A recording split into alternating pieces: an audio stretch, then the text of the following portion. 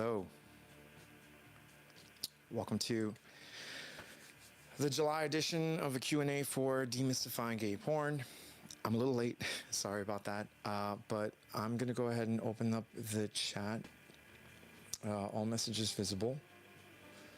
Hello out there, whoever's out there watching so far. I appreciate you being here. This one's not going to be too long, but I do have some questions that I figured I may go over and kind of get all done. Have my cocktail here. I'm going to have a cocktail. It's Friday. It's 5 o'clock somewhere, right? Cheers to everyone out there. I hope you had a great week. And let's see, super chats, some messages such as potential spam. Not okay. All right, live chat, all messages visible. How are you doing, Gary Allen? Very nice to see you. Oh God, 14 people jumped on. How is everybody? I hope everybody had a great weekend or a great week. Getting ready for the week, and I hope you enjoyed this past episode that just went up with the milking coach. It was a lot of fun, and it came at perfect timing because I'm still struggling with the Shan Sales episode, which is hopefully going to be up next week. But anyway, I do want to, there's 20 of you on here. If you have any questions, I'd love to take your questions. If not, I do have a couple over here. How you doing, James Newman? And yeah, let's get going. Hope you have a cocktail in hand or some plans or anything for tonight. And I could be here, be of assistance in the background, let's say, or something like that. No, thank you so much, Paul. I appreciate that. Paul Papafuse, great name. How you doing, Dev? Very nice to see you again. Thank you so much. I'm looking over here because the chats come up on this side, and I'm hoping that no plans. All right, Jeffrey. I have no plans either. I'm pretty much just going to hang out and,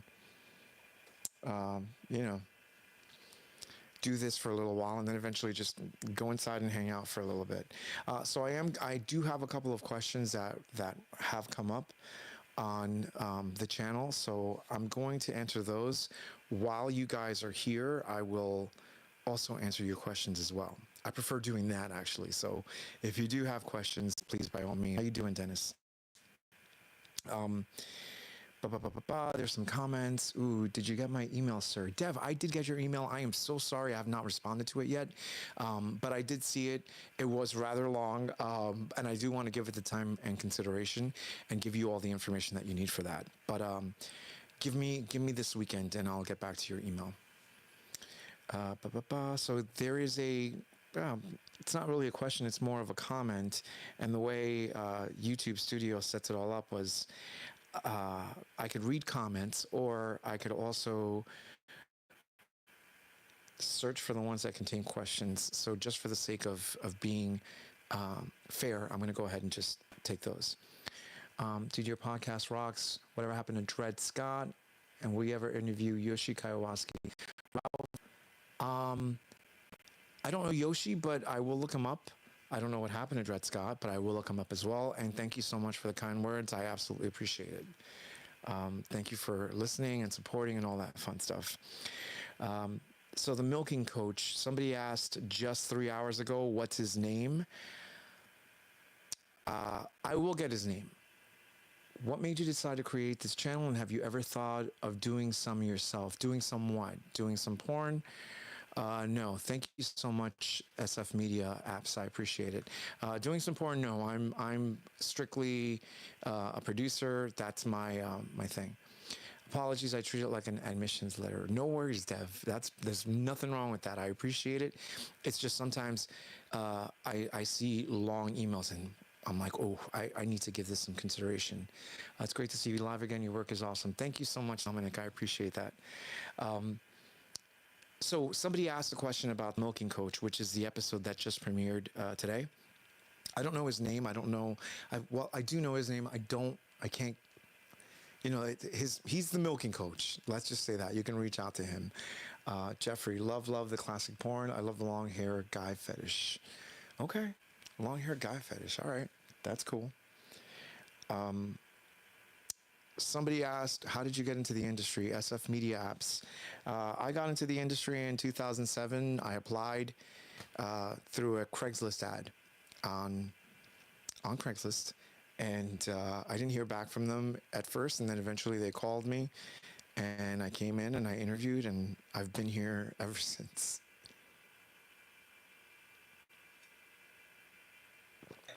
No, no gin martini this time. It's a Don Julio tequila tini, Wesley, which is I'm not sure. I'm not sure what that is, Wesley, or I may have missed that question. I'm sorry. Let me see if I can backtrack that real quick. Oh, okay, I see. Great to see you again, Wesley. I am looking for a question that you may have asked. I do not see it. Oh, Wesley. Are you asking for the name for the milking coach? As I was saying, the best interview. Oh, which is the best interview? That's rough. There's a lot of really, really good interviews. Uh, I have spoken to Tiger Tyson. He's in New York, and I would love to do an interview with him, but it might be a little more. Um, it might be a little more of a production as opposed to a sit-down interview. It'll be a sit-down interview, but it'll be a little more. But yeah, he's not elusive. If you go on Twitter, he's definitely there. My best interview. You know what? I have to say, probably off the top of my head, the best interview is Rob Navarro from Military Classified. Close second, Beefcake Hunter. The producers are really, really great. Some of the models, I mean, I don't know. It's really, really hard to choose, but a lot of the models that are not to say picked, but a lot of the models that I have on, there's a reason why they're on. It's because they have such fascinating stories that I want them to share. I'd like them to share. Let's see, what did I miss here? I's Italian in the Midwest, XOXO. I noticed no champagne. You deserve it, man. Thank you so much, Dominic. I appreciate it. I had some champagne before with, I went to Brooklyn. I went to see Years and Years in Brooklyn 2 years ago. And one of my friends turned us on to Aperol Spritzes, which is maybe one of the gayest ever, but it's so good, so good. And at this place in Brooklyn, they had tequila Aperol Spritz, and ever since then, for the summer, it's literally, a little tequila, a little champagne, and a splash of Aperol. Delicious. Thank you for your answer. No problem, John. Would you consider coming to Puerto Rico? Absolutely. I'd love to go to Puerto Rico. I love traveling. Actually, I think Champ Robinson was trying to talk me into going to Puerto Rico. He might be doing some scenes there. Any thought on the Austin Wolf drama? You know, I've never worked with Austin Wolf, and I thought about doing something on the channel almost immediately, but I don't think I know how I feel about the entire situation. No matter what the case is, it's incredibly horrible. Like I said, I wanted to kind of cover it almost immediately, but I felt like I'm very, very busy, but I also felt like it would have been one of those click hunters, and I'm not doing this for the clicks. I enjoy putting stuff together, but it would have been haste, and it would have been very opinionated. I know what my opinion is on that subject. It's horrible, absolutely horrible. I'm happy that I've never worked with the guy, but you never know. You never know what's hiding behind any person. Yeah, no, it absolutely sucks. But maybe later on I'll deal with sex crimes.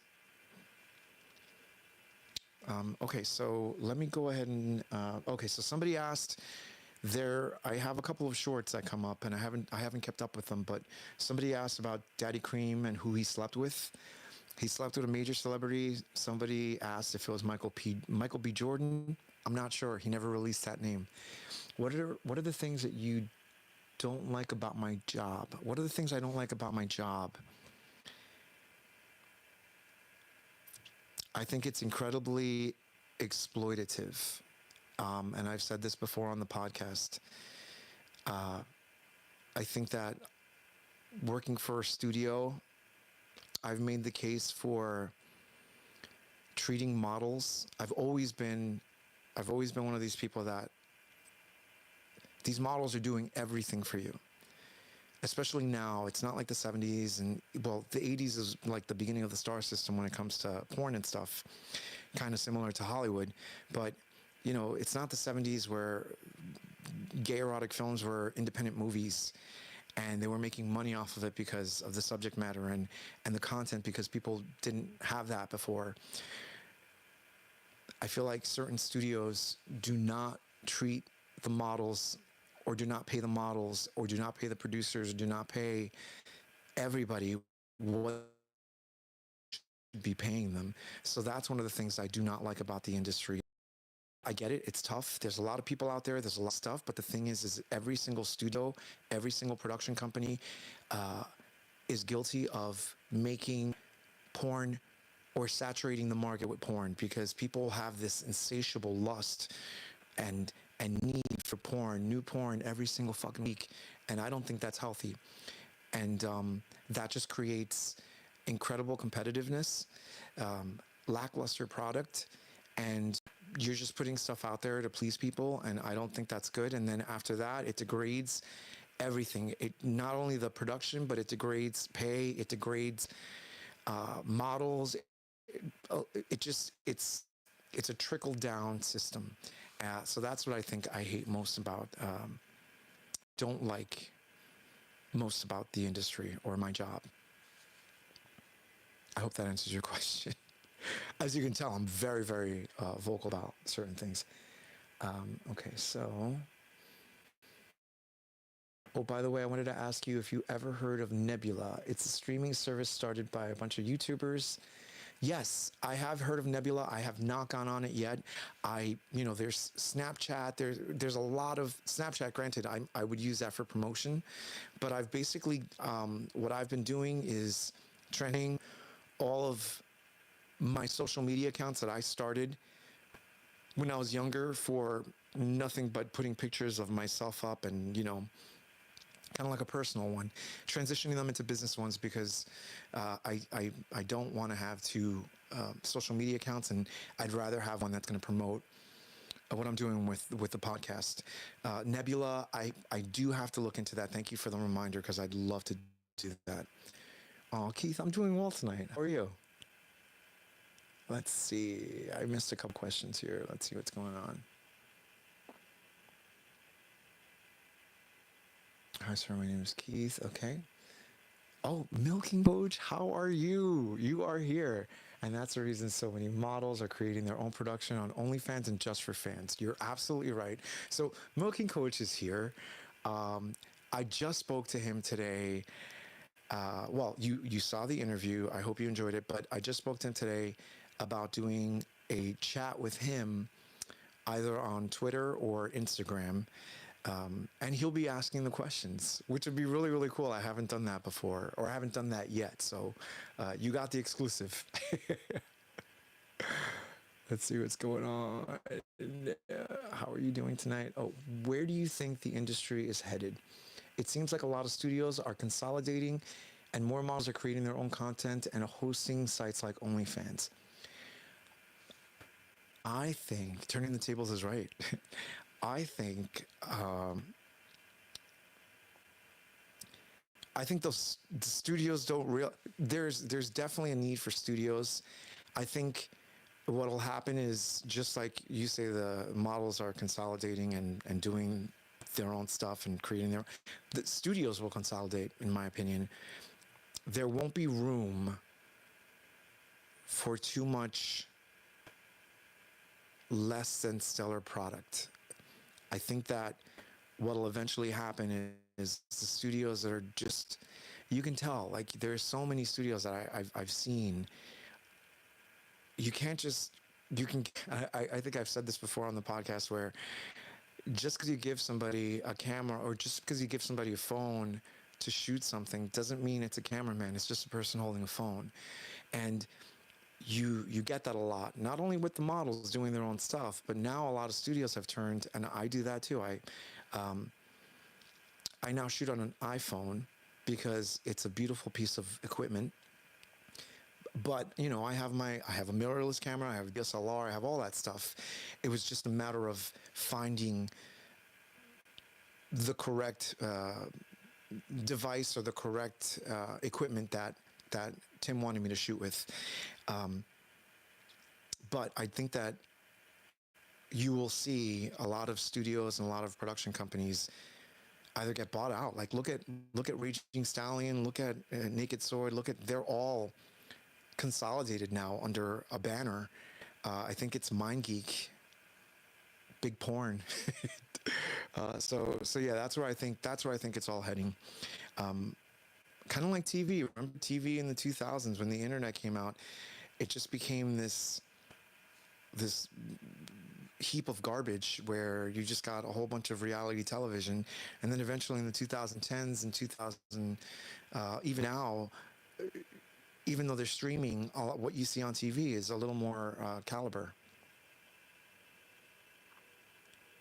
Amateur fun in the bedroom has all but disappeared. You're absolutely right. The internet, I don't believe the internet is dead, but the internet has definitely changed. And I love watching amateur porn, or I did in 2007, 2008. It was very exciting. But now you have people, kind of like reality TV, when you watch The Osbournes on MTV or anything like that, even that was heavily edited. Or The Real World, actually, that was a better example, because that was a little more reality TV. And amateur porn is gone. Go to Pornhub and you look that stuff up. It's very hard to find because studios are there, because the studios have to be there. Models have to be there. This is now a game of every man for themselves, everybody fighting for their time. You have to be constantly promoting, constantly doing stuff, to the point where sometimes the sex isn't fun. And I've met a lot of models, and I've worked with a lot of models who I see them, and you know, they're on their third shoot of the day, and some of them can get it up for the third time, but others, you know, this is what you're going to give me, and this is what's going to go on the website. It's not really a good calling card. So yeah, amateur porn. Sorry, I'm on a couple tangents here. You got me started. All right, so models need to start trademarking their names and images, because studios can make money, but the models get a one-time fee. Models do get a one-time fee, but studios can make money, but the models get a one-time fee.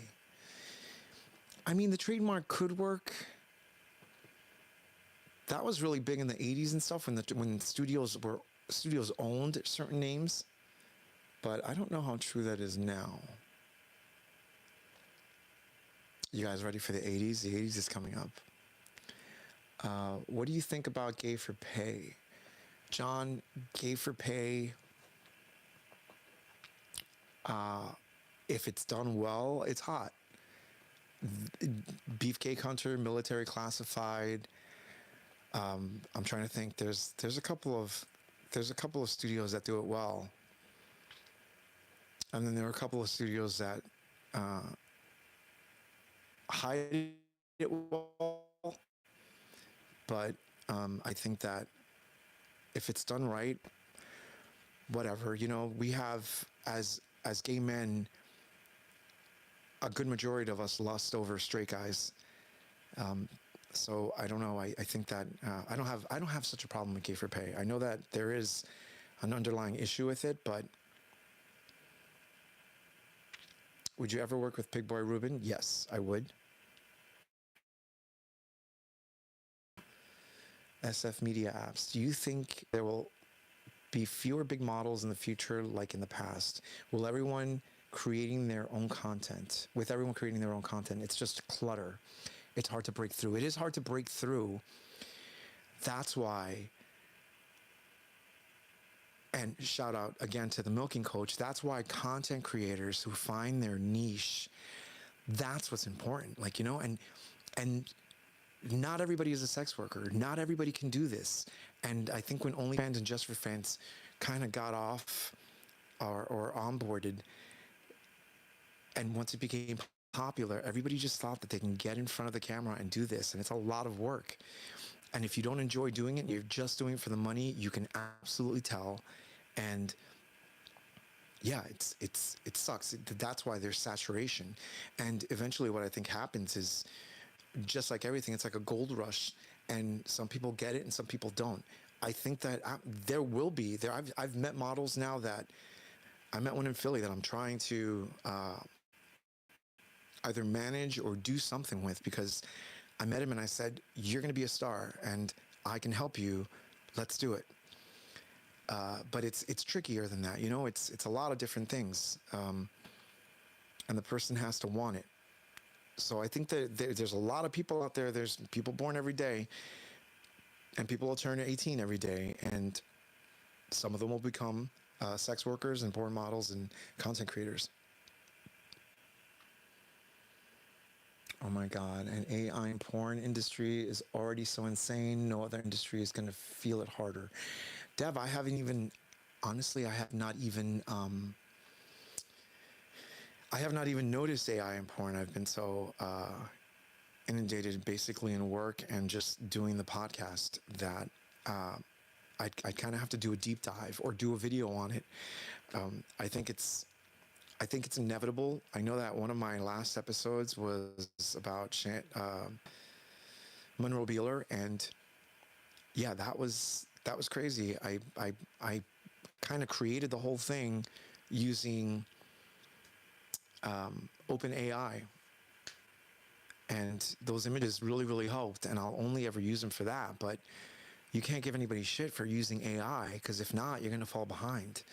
It's unfortunate, but there is a way to utilize AI. And that's another thing too. I think that when you're utilizing it, if you're, just like with everything, if you're doing it for good, or if you're doing it and it's going to be helpful as opposed to hurtful, I don't think there's a problem with it. Because just like technology, it is the future. It's going to happen. It might not happen in the next year immediately, but by the time we're in 2030, it's going to be a different world. Niche is fun and kind of gave me a leg up for sure. How is the discourse on body image? How has the discourse on body image changed the industry? Has it become more or less of an issue? RV. I think that there's definitely major studios that held on to the perfect body image for as long as they could. And then when they started to rely on content creators who were very popular, that body image changed. Maybe not because they thought, because I don't believe that, this is my opinion though, I don't believe that the change came from a good-heartedness. I think it came from the fact that they were going to make money. I think at the end of the day, we all live in a capitalist country, or well, I work in a capitalist country, and these studios are based here, and they are going to make as much money as they can, and they're going to follow trends, and they are on Twitter doing exactly the same thing that you are. If you are on Twitter watching or following models and stuff, they're noticing who's popular and who's not, and if they got a couple more pounds on them, but they have 400 to 600 to 700,000 followers, those followers are going to translate to at least 5,000 new subscribers. If that's a little high, but you know, the idea of it is very attractive. So I think that body image has changed when it comes to that, but kind of like in mainstream movies and stuff, I think that when you look at more prosumer studios, like the studios like Treasure Island and Raw Fuck Club and like Vision X, all those studios, they kind of always had all kinds of body images out there. So they're there. You just have to look for it. And then you have the niche studios that knew, like, I'm going to build a brand on this because I enjoy doing this. And they're very popular. Sorry, I'm just going back to read a couple of these questions. Milking Coach, Wesley, JFF is better managed, but OF, which OnlyFans still has a bigger and better saturation, is usually the first Google result when you search for a performer or a milking coach. That is true. That is absolutely true. OnlyFans, there's some shit going on OnlyFans too. Johnson, he's still going strong, isn't he? I will write Chad Johnson down. I know the name, it sounds familiar, and I'm sure if I saw a picture, you know what, let me really quickly just look at a picture of him and take a sip. Thirsty.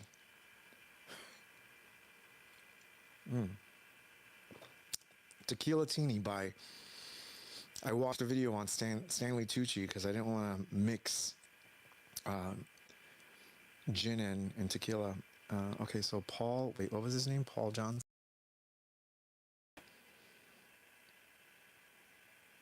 One second. Chad Johnson. Porn.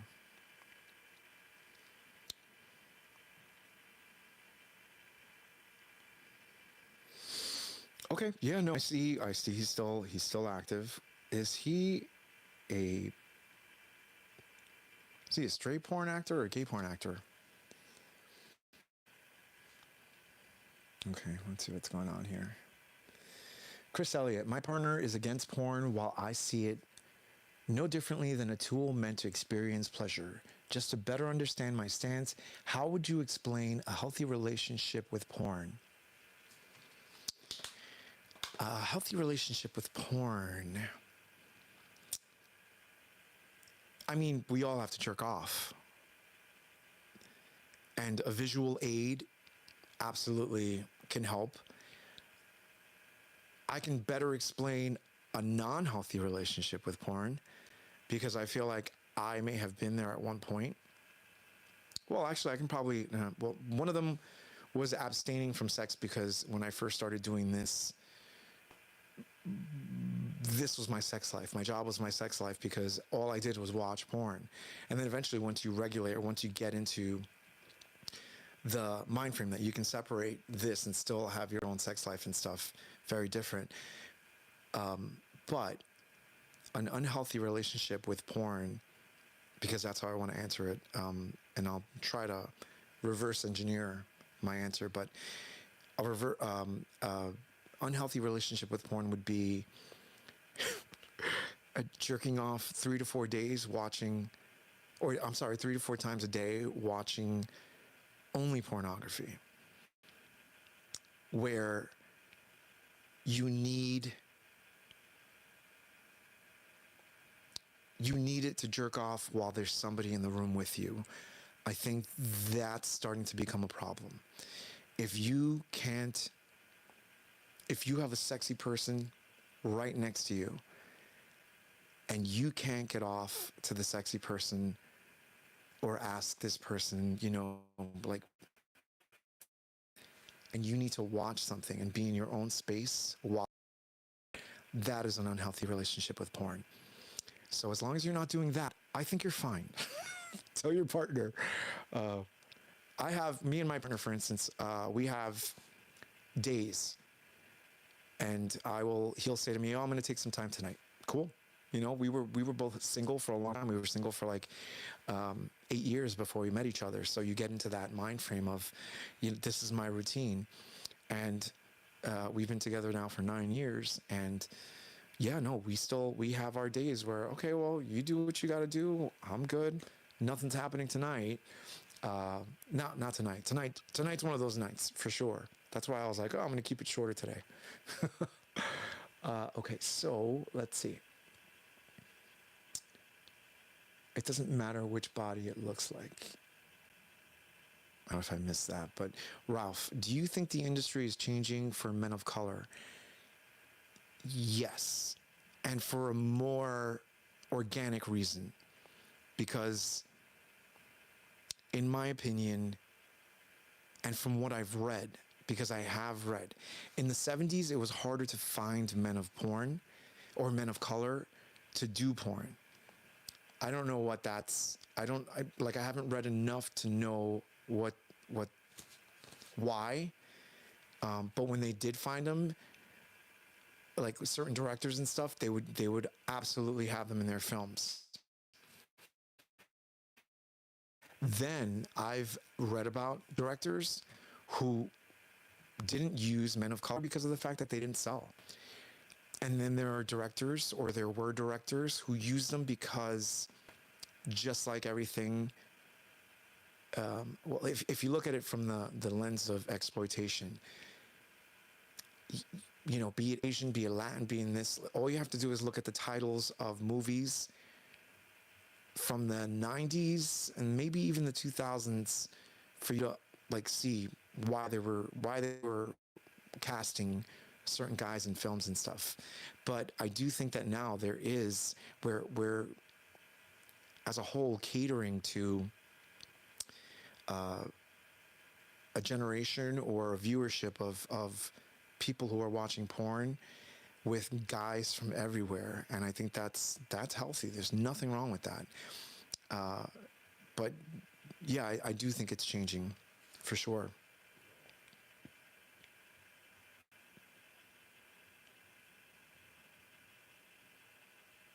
Okay, where are we? Chris Elliott, just to clarify, not looking to change any minds, just curious, how would you put a pro-porn stance into words? I do it a lot because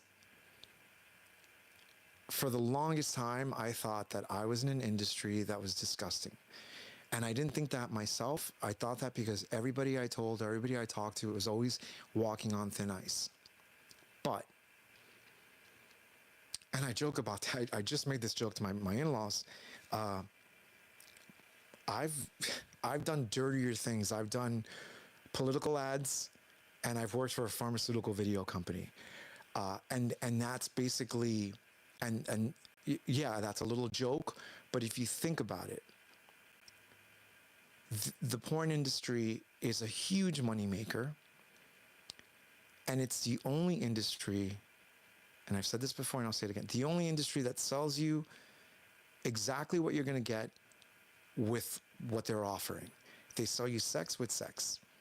It's not a food and beverage company that promotes people half naked on TV selling you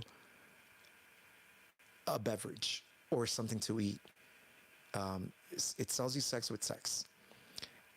And I think that's, for me, that's the best way. I could work at Fox News, you know, and depending on who you are, what political spectrum or what side of the political spectrum you are, that could be dirty.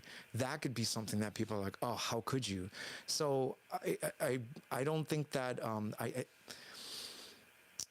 I don't know if I've answered that correctly or if I think I went too much on a tangent on that. But basically what I'm saying is it's a billion-dollar industry, and if you put it in numbers and statistics and equate it to any other big industry, the meat industry, the pharmaceutical industry, tobacco industry, all that stuff, you can put it up there with that. You can put it up there with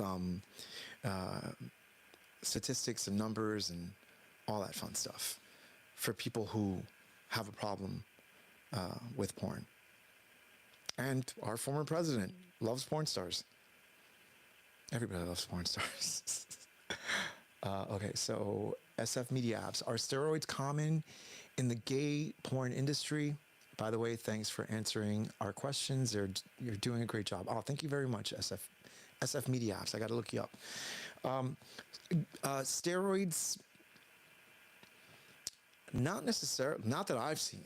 I don't, you know, I work with men of all sizes, and some of the guys that I've worked with are not huge, but yeah, they go on cycles and stuff.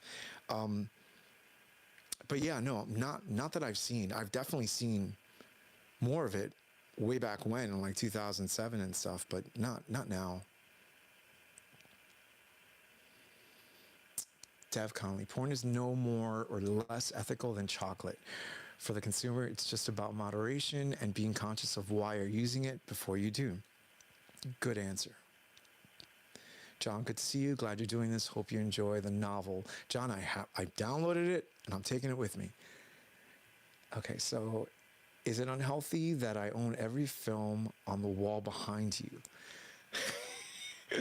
No, that just makes you a connoisseur. If you own every single film behind here, and there's more. Hold on, let me just really quickly loosen this up. This thing goes, I don't know if you guys realize, but this thing is big. So it goes from here, it's up a little higher. There we go. That's the thing that's holding it up. And funny enough, I did this before the entire season was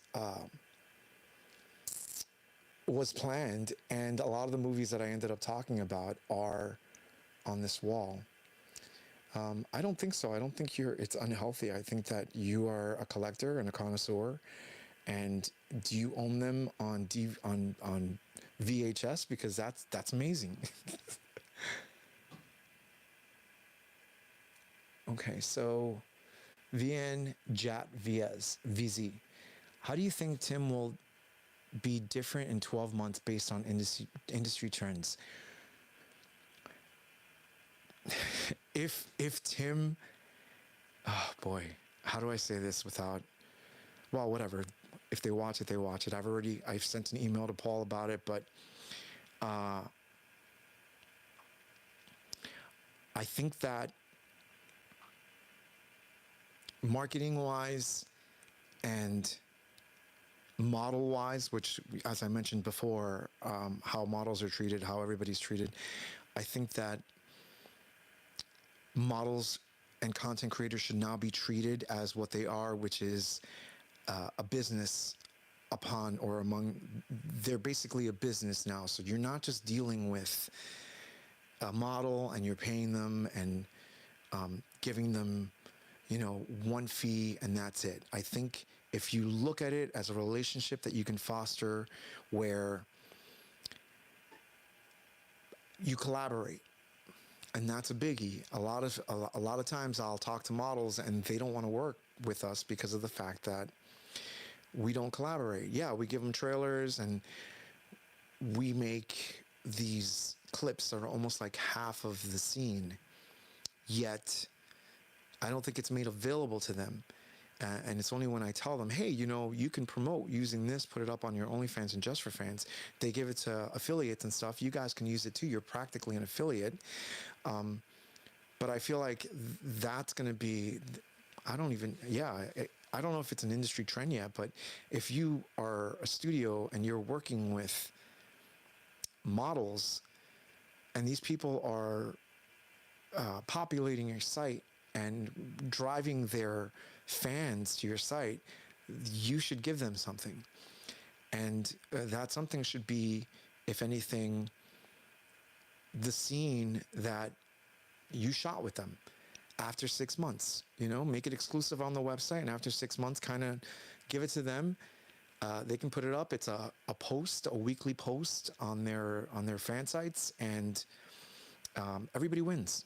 That's what it should all come down to. Everybody should win.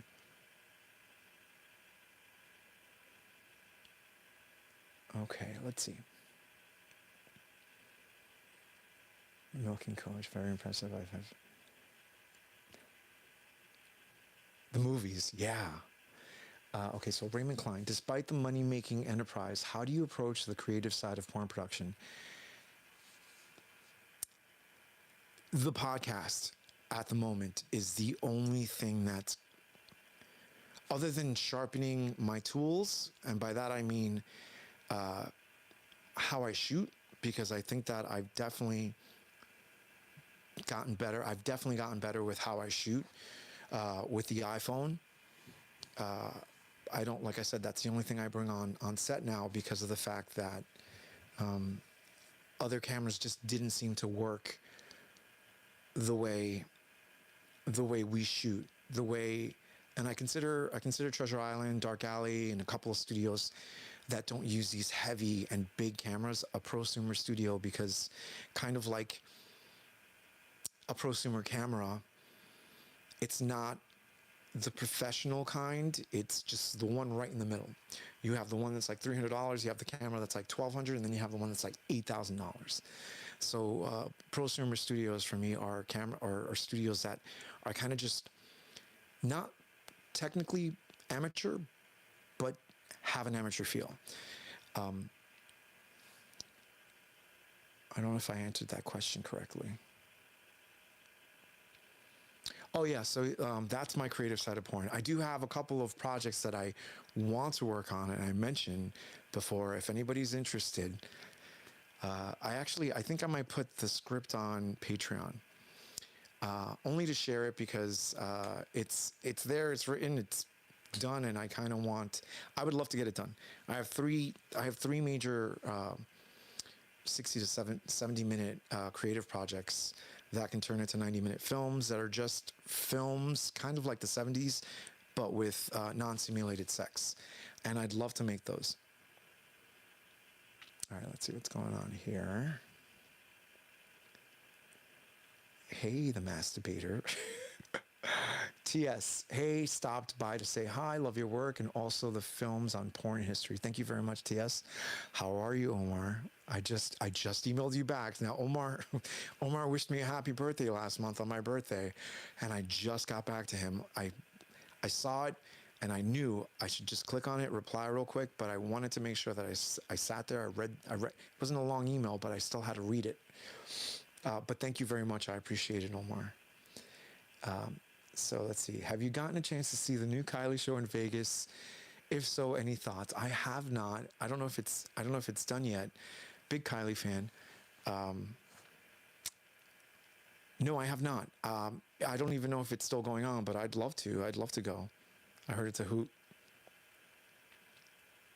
Milking Coach. When I worked with Himeros TV, I had it in my contract that I would get copies of the scenes we shot, but I also took a pay cut for it. That's awesome. That's awesome. Vision X, I know Champ Robinson does the same thing, but it was because I told him, I was like, listen, and it was during the pandemic too. It was, you have these scenes and you have these models that are not working, they're not doing stuff. You've already, it's had a life cycle on your website. Let these guys use it. Let these guys utilize it and show it to their fans that probably haven't seen it because they haven't paid for your site. SF Media Apps. Why aren't more studios shooting in 4K? Like you said earlier, it seems like more of it is shot with iPhones. Well, even iPhones shoot in 4K. I think that they may be shooting in 4K, but they down convert it and they upload it as HD. I don't know that for a fact, but I know that I don't know that for a fact for all studios, but I do know that that we do that. So I think a lot of studios are worried about what 4K will do to their memory on their FTPs or the back end of the website. But stuff has changed. You can definitely tweak and lower the bit rate and set it up where it looks beautiful, but it doesn't take up that much space. When I say 4K, I mean like GoPros.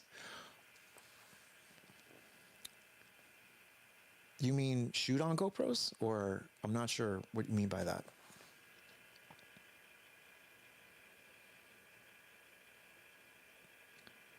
Why do you think, oh Ralph, why do you think FTM porn among gay men is so polarizing?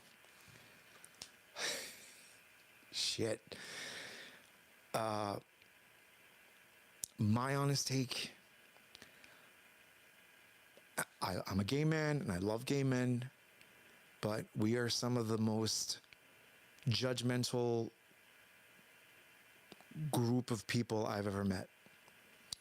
And I think that FTM in gay porn just challenges everything, which is weird because as people who have wanted to be accepted for such a long time, we do such a horrible job accepting other people. So I think that it just challenges the status quo and it challenges everything that they know. and it's a very conservative thought where once we allow that, now what? Oh, great, like it's very weird. So you're absolutely right. I shot Sid St. Vincent and Seth Knight in 2018 for Raw Fuck Club. And after Trump and Dump, which was that scene that I shot in at the Trump Hotel in Las Vegas, after Trump and Dump, it was the most disliked and liked scene on Raw Fuck Club. Trump and Dump was, if you guys haven't seen Trump and Dump, that's one of my favorites because they kind of just let me go to town on that. And like really quick backstory, I did Trump and Dump because I was constantly getting emails, or I would see the emails on the back end of the Raw Fuck Club Dark Alley website. And a lot of them were very, and I'm paraphrasing, but a lot of them are, hey, I love your stuff, but why don't you leave the Black and Latin guys to other sites? And I told my boss at the time, who was Owen Hawk, I think that our site is a little alt-right. And he didn't believe it. And so I said, okay. And I shot Trump and Dump. And we had the most, well, not the most, but record number of people stop subscribing to the site after that went up. So they couldn't take a joke. Well, but it also proved my point that I think that Raw Fuck Club at the time was a little right-leaning. Okay, so because taint pimples in 4K is not the way. You are absolutely right, Apathy. John Matthews, love the milking video interview. Thank you very much. Yeah, he's right here, John. The masturbator Kylie is awesome. You are absolutely right. Love chatting with this man in that voice. Oh, milking coach. Okay, so the masturbator. What do you think of Dixon Dallas? Another guy, one of the things we talked about in the interview, in my interview with the milking coach, was so many names, so many people. Dixon Dallas, gay porn. And I'll leave these open and I'll just, oh, I'm on safe. Okay. Very, very hot from what I can tell. I don't know anything about him though, so I will look him up again. Oh, Steven, how are you? Okay, so let's see. I love your interview with Santana XXL. Thank you very much, Darren. He's great.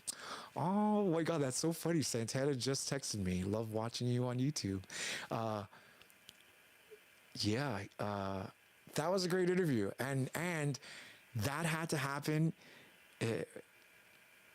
whenever I can. Like, he's not too far from me, and it had to happen where all the magic happens. I just love the idea of sitting there and just being, interviewing. Let's see. Stephen Black, greetings. I'm at the airport, about to board a flight back to California, and I wanted to say hi. Have a good Q&A. Thank you very much, Stephen. I appreciate that. John Matthews, will Austin Wolf situation have an effect on sight of LeGrand Wolf? Well, that's, whatever I say is an opinion. Why? I'm just curious, because there's a huge difference between what Austin Wolf has done or allegedly done as opposed to the fantasy that LeGrand Wolf is presenting. As far as I know, there's nothing. That's the thing. That's where we have to not draw the line, but we have to be able to understand where the line is. There's fantasy, and then there's crossing the boundary of fantasy. What Say Uncle and Carnal Plus does and all that stuff, that's their prerogative. And if everybody's over 18, which I'm pretty sure they are, I think they're legit when it comes to everything. Yeah, I don't that teeters, barely legal, but barely legal is something that's always been a draw in porn. Um, and not just gay porn and straight porn. So it's not anything new. Well, what sucks is when people cross that line in reality. And a better question would be, and not to you, but just in general, the question we should be asking is porn responsible for that? I'm not saying it is, but is it?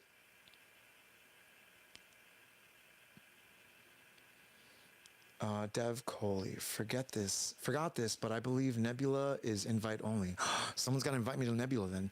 Though there are no shortage of creators on there who are sex workers and focus on sex.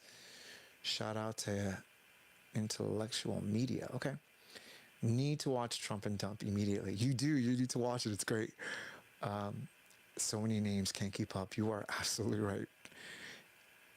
SF Media Apps, where is your favorite place you shot a scene? Wow.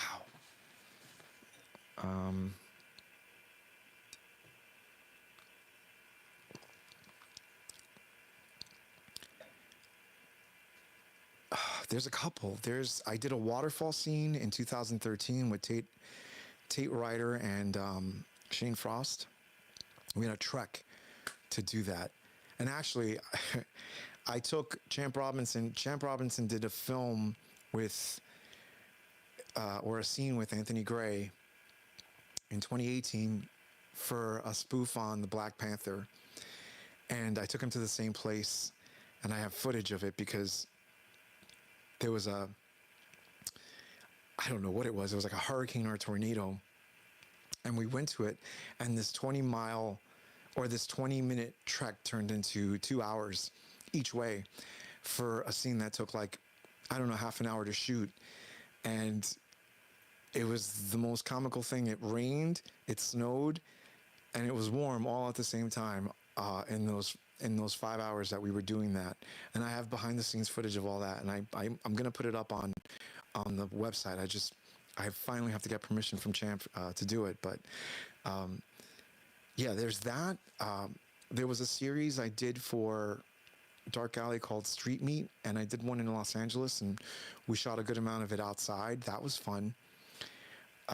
Some bathroom scenes, a closet.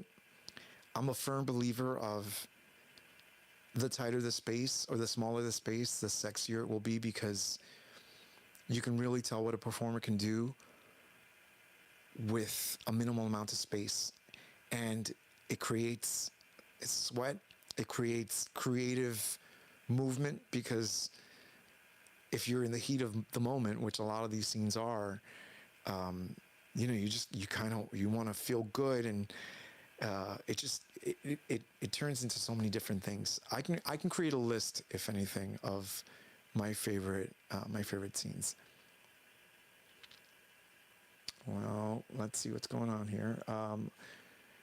VN Jat VZ, love videos where you hear director directing and encouraging models. Something you would consider? I do say things in scenes. I just have to cut them out because they don't want commentary, which is fine. That's their brand. Joel, someone actually told me that I should make an OnlyFans and kind of be that person. But there's so little time. There's so many things to do in so little time. And as much as if I could do that and start a career doing that, that would be amazing. But it's that startup, that initiative, and I just don't think I have it now with this and with work.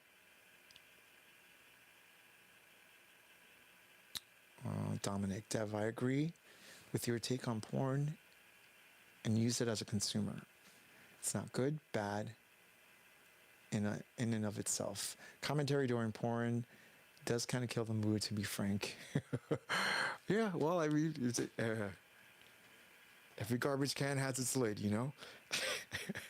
All right, so let's see.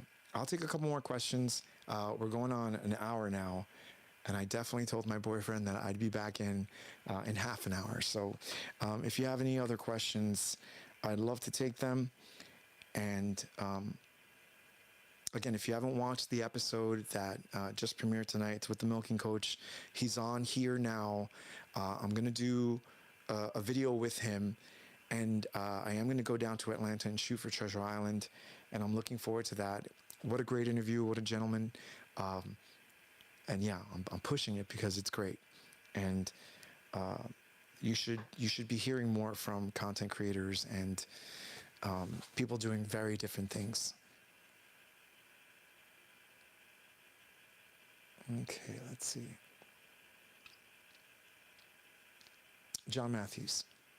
Should those that pay for porn have more influence than those that watch it for free? Yeah, I mean, they kind of do. I think that, well, to an extent, I think that if you pay for it, well, let's face it.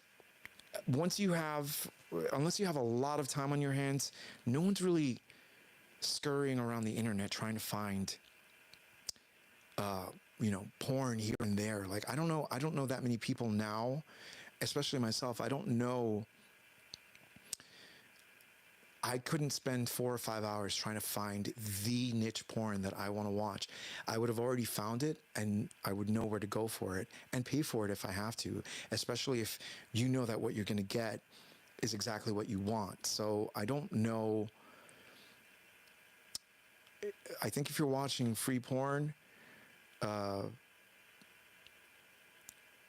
don't know. It's very different now too. The free porn that you get now is like a minute or 5 minutes at this point.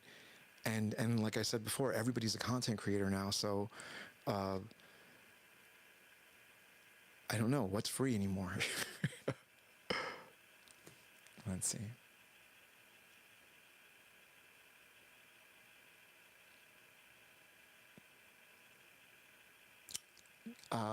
Dominic, I don't even care for the term porn because it's negative connotations. I prefer the term edge. Okay, you're absolutely right. If I had started this, or if I had started demystifying gay porn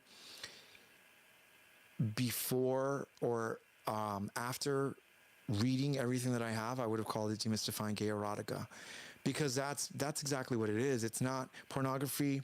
And I say it in the beginning of season 4, it's a word used by demagogues, and it's so politicized that immediately the first thing you think of is something negative. When in reality, erotic films, very, very different. And not to mention, we view it so different in this country as opposed to the rest of the world, or the rest of the world that allows you to view films like this. So, yeah, no, I agree with you. I've been thinking of a name change for the longest time, but at this point, when you build a brand, you can't really just change it.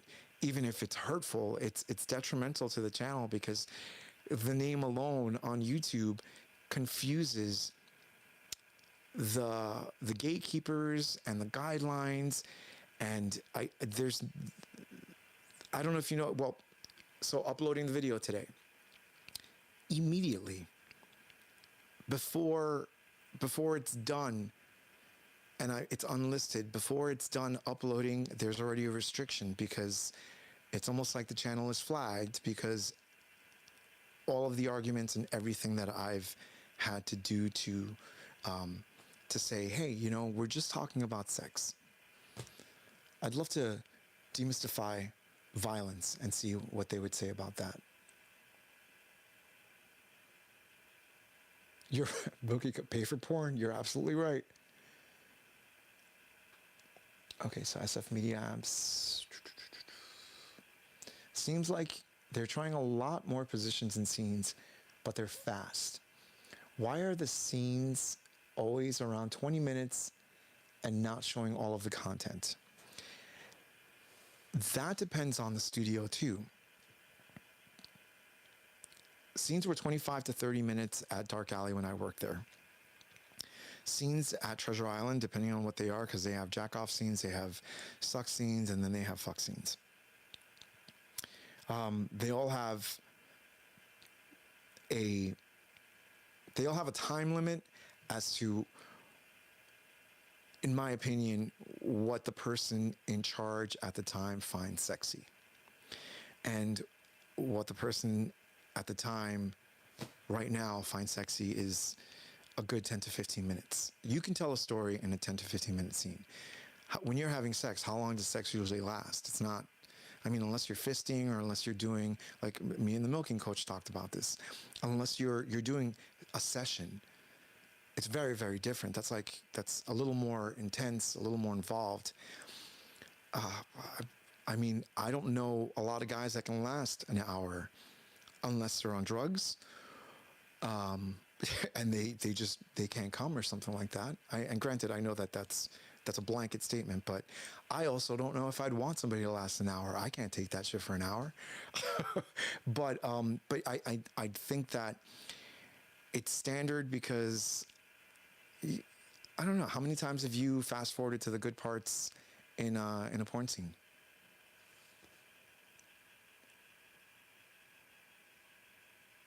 All right, where are we? TS, not a question, but after watching some OnlyFans and Just for Fans content, I so much more enjoy studio porn. Keep it up. Thank you very much. I did say pay for porn. You're absolutely right. Okay, let's see what's going on here. No matter how hard life gets, remember there is more than free porn on the internet. Oh, there's more free porn on the internet than any one man can consume in his lifetime. You are absolutely right. It's sickening. And I don't say that in the way that you would think I'm saying it. I'm just saying there's way too much porn out there, way too much porn for anybody's good health. But there's way too much everything. It's not just porn. If there's way too much of anything, that just means that we are way too good at consuming, and we have to stop and we have to appreciate.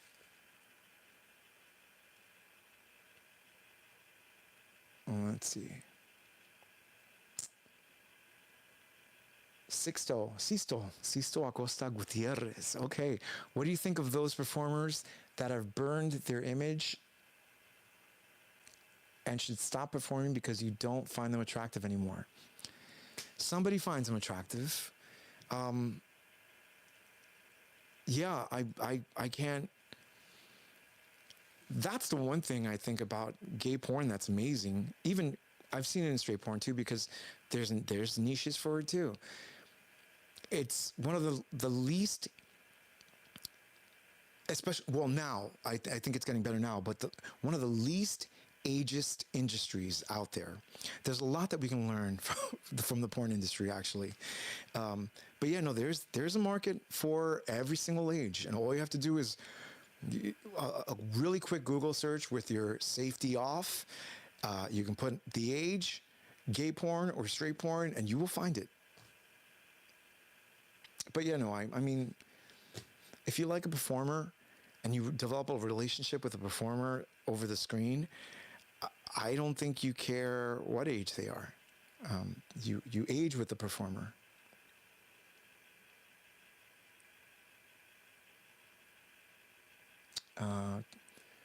Billy Wu, thank you very much. Dev, IK. What if you did a scene with no dialogue or music that focused on how the models gaze at each other, narrate their thoughts? Very, very nice. Very good idea. Very good thought.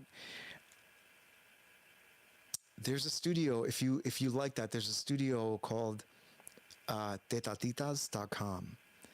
And that's, if I'm not mistaken, TETATITAS.com. It's based out of Spain, if I'm not mistaken. And if I was doing, if it was my world, or if it was my house, I would be doing that kind of porn.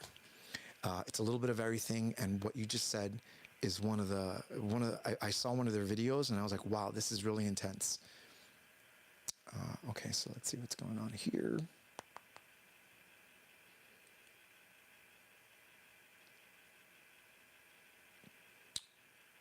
Pornografia in Greek means the writings of commercial sex workers. So literally, it's erotic text. Thank you very much, Masturbator. Great name. I know I say it every time. John Matthews, in the 80s, gay porn was called all male porn. You're absolutely right. As gay was such a toxic word. All male porn. Yep. Very, very good point about violence. Love 70. Hi from the Philippines. Happy to catch up with your live chat. Thank you very much for watching from the Philippines. Appreciate it. I like a lot of humor in porn I watch. Sex is inherently funny to me. I like it when there are a lot of jokes interwoven with the hot scenes. Yeah, there are certain performers that they do it. John Matthews, why is sex and violence put together in language? I don't understand the question. Do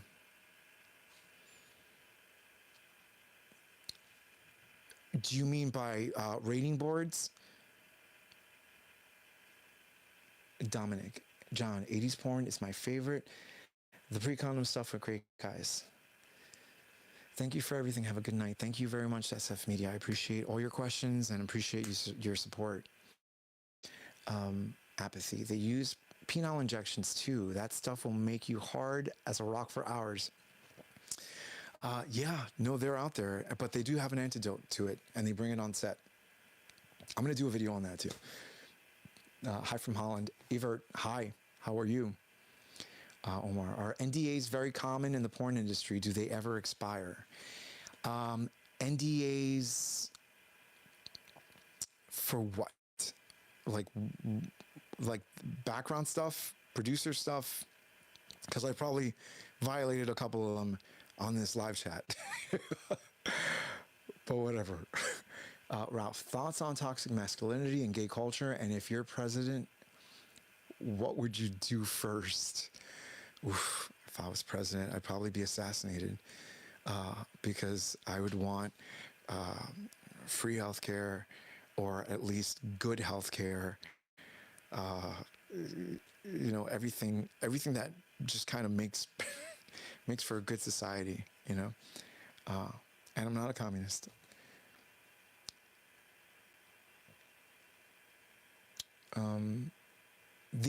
The NDA question, I'll have to get back to you on. I meant violence is not good, so why put it to say? Well, I mean, it's the same people that created or use pornography as negative connotation. You know, sex and violence is always just what's bad for our society. And to an extent, I'm not going to say I don't agree with it, but sex and violence is perfectly fine. What we have is a problem with the lack of education on sex and violence. If we knew how to educate, and not even if we knew, like, I think that ship has sailed at this point. We had a perfect opportunity to do that when television was introduced and everybody had a television in their house. And we didn't do it. I remember being a kid and having a television wheeled into our classrooms, and all the kids would scream and jump up for joy because it felt like you weren't going to learn.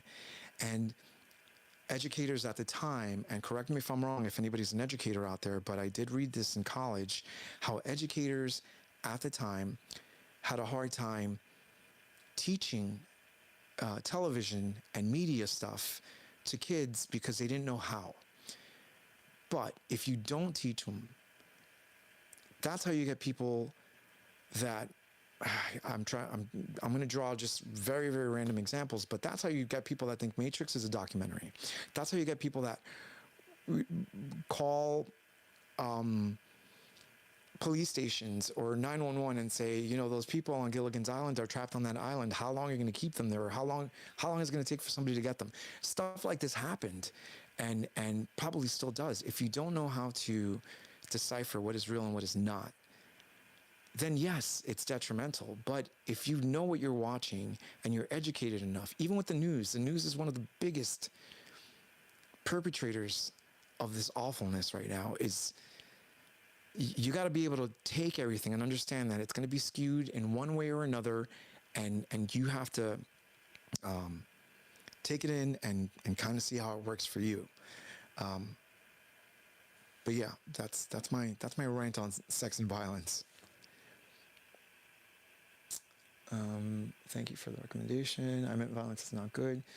You'd better you'd be the hottest president ever. Thank you very much, Master Beater. I appreciate that. Okay, so we have free healthcare. We have free healthcare here in the U. I'm pretty sure you do. Oh, let's see what's going on. I'm milking Coach. You're amazing. Can't wait to see you in ETL. I can't wait to see you either. I think we'll have a great time. Yeah, you're gonna have to take me out to the hottest spots. It'll be my first time in Atlanta, so you'll be popping my cherry. Okay, so Fox News says that it is not the news. Yeah, it's entertainment. Jane's addiction. Bonsoir from DC. Just to let you know, I love your content. Pascal, thank you very much. Apathy. I'm not sure what Jane's addiction, what that comment means, but thank you very much for it. And on that note, okay, I'll take two more questions. Ralph, if you could interview any person dead or alive, who would it be? Jesus Christ. I should be more prepared for that.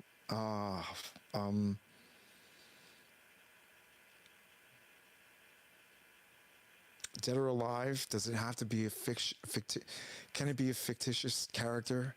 Because if so, Jesus Christ maybe, although there are records that he did exist. I'll have to get back to you on that one.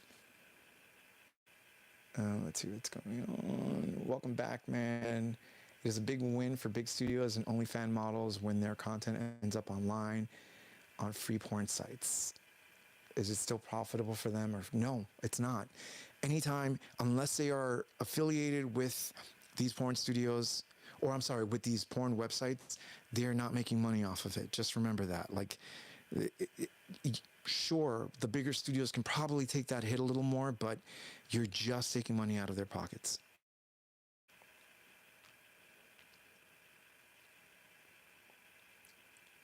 This live has been amazing. Thank you very much, Dev. I appreciate it. When Aid Your Own Foot Fetish movie coming out? Or when is Your Own Foot Fetish movie? I don't know what that means. Are you asking me to make a foot fetish movie? I throw feet in my Treasure Island films for the feet lovers out there. Which studio would you like to do work for? My own studio.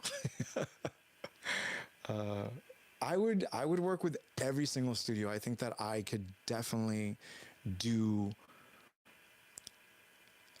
I can definitely vibe, or I can definitely do something with every studio. Oh, thank you very much, John. I appreciate that. Sex is violent. Ah, okay.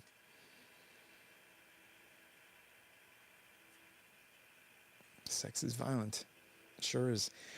And on that note, guys, thank you so much. I appreciate this. Thank you to you guys for sticking around. Next episode is going to be Shan Sales, and the model is going to be Roger, and we're doing Song of the Loon. So that'll be interesting because I'm curious. Song of the Loon is not necessarily a porn film, but it's a landmark gay film. So yeah, that hopefully will come out next week. I am digging deep. Two of the segments are already written, and I have one more to go. And after that, we are good. Thank you very much, guys. Have a good night. Take care.